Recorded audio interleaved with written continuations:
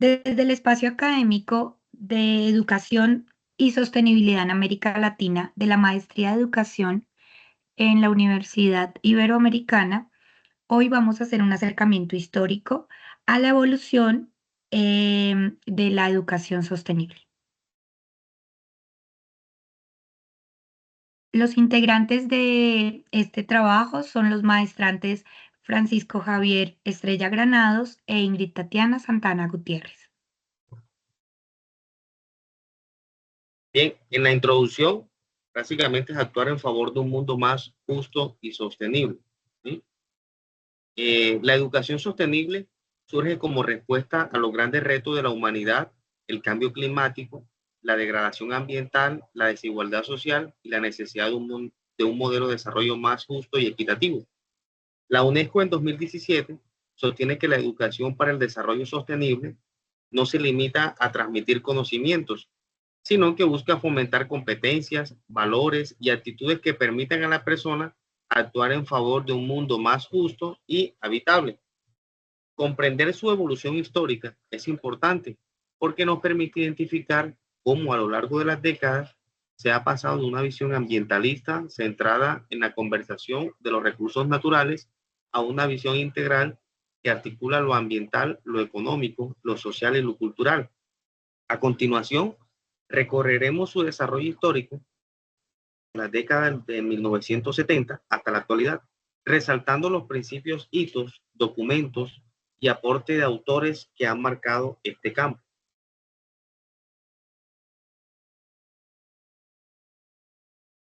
Bueno, en la década de 1970 el enfoque fue ambientalista. En 1972 tenemos la Conferencia de Estocolmo, que fue la primera vez donde se pensó en el tema de la educación y del ambiente. Se empezaban a enfrentar graves inconvenientes, graves problemas de orden mundial, sobre todo en la contaminación de aires, aguas, y esto fue lo que conlleva a que la ONU convoque a 121 países para hablar por primera vez de problemas ambientales. En 1975 está la creación del programa, eh, sí, del programa de las Naciones Unidas para la Educación, el programa de las Naciones Unidas para el Medio Ambiente. Ese PIEA buscaba identificar esas actividades concretas que tenían que hacer los países o las naciones para poder diseñar políticas educativas orientadas a la conciencia ambiental. Impulsar proyectos en escuelas y en universidades, capacitar docentes y promover la idea de la educación como una herramienta interdisciplinaria. En 1977 se da la conferencia de Tbilisi en Georgia. Allí se busca evaluar los avances del programa interdisciplinar de educación ambiental y se dan indicaciones más claras y lineamientos para poder implementar estos programas. Por tal razón, se crean unos principios rectores, los cuales son pensar en un proceso permanente que sea participativo, interdisciplinario y centrado en los valores orientados en la acción. La idea de esta conferencia es crear y formar ciudadanos críticos y responsables.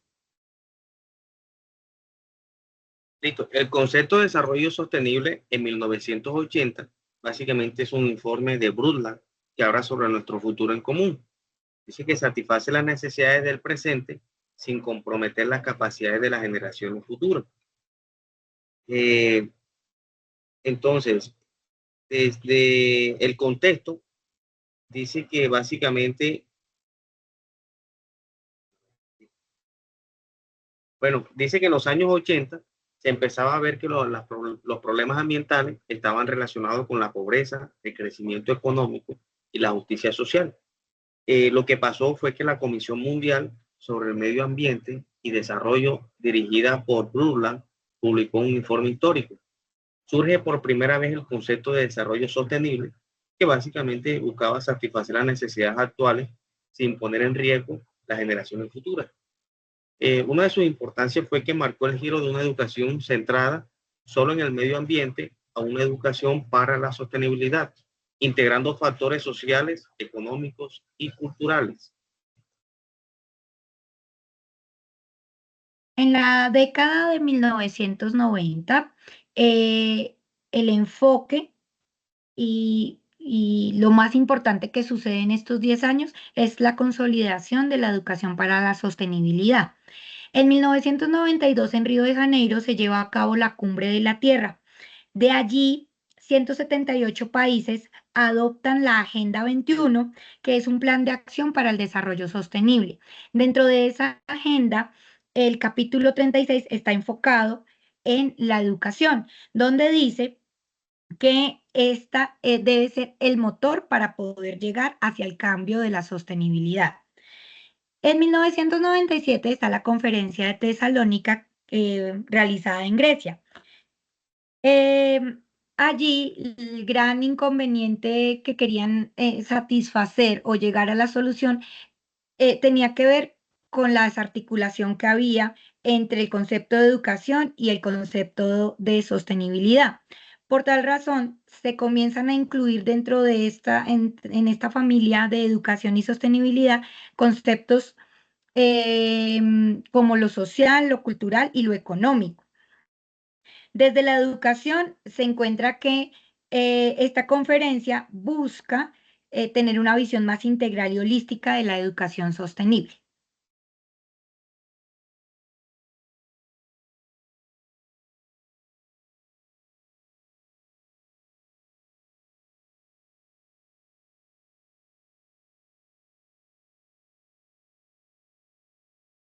¿No se escucha nada? Básicamente, ahora sobre 4 fechas importantes a partir del 2012, que es la cumbre de Johannesburgo. Lo que valga es que 10 años después del Río los avances eran limitados. Se refirió a la necesidad de fortalecer la educación como herramienta para alcanzar el desarrollo sostenible. En el 2005, dice que inició la década de la educación para el desarrollo sostenible, que era liderada por la UNESCO. En el 2015, la Agenda del 2030 y los Objetivos de Desarrollo Sostenible ya se aprobaron básicamente 17 objetivos y hay entre 4 y 7 que declaró que todos los sistemas educativos deben promover el desarrollo sostenible, derechos humanos, igualdad de género y cultura de paz. Y ya por último, en el 2017, la UNESCO publicó una guía para enseñar sobre el tema de educación ambiental en las escuelas.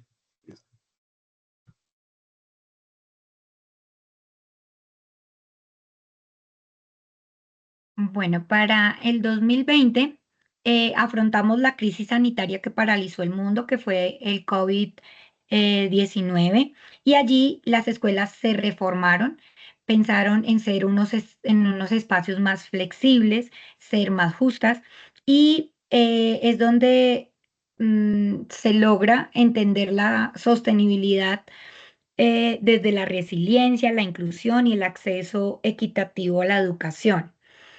Para el 2023, la ONU y la UNESCO entregan unos informes de seguimiento a el cumplimiento de de los objetivos de desarrollo sostenible. Allí se encuentra que la educación sostenible sigue siendo un reto. Han existido avances, pero no son lo suficientemente fuertes para decir o poder asegurar que hay una transformación de fondo. Se refleja que la sostenibilidad es el camino continuo para poder alcanzar esa meta, pero pues que se debe seguir trabajando desde los entornos educativos para poderlo lograr.